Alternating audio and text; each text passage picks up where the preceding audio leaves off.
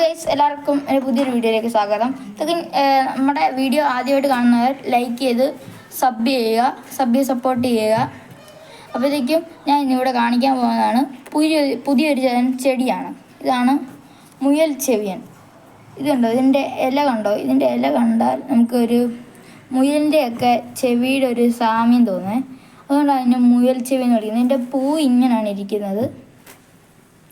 പിന്നെ ഇതിങ്ങനെ വിടർന്ന് കുറേ പഞ്ഞി പൊരിഞ്ഞിരിക്കും. പിന്നെ അതിങ്ങനെ പറന്ന് എല്ലായിടത്തും പോയിരുന്ന് വേറെ ചെടികളുണ്ടാവും. പിന്നെ ഇതിൻ്റെ പ്രത്യേകത എന്ന് പറഞ്ഞാൽ നമ്മുടെ ടോൺസിലൈറ്റിസ് ഒക്കെ ഉള്ളവർക്ക് എണ്ണയൊക്കെ ഇതിൻ്റെ നീര് അരച്ച് എണ്ണ കാച്ചി തേച്ചാൽ മതി എന്നും.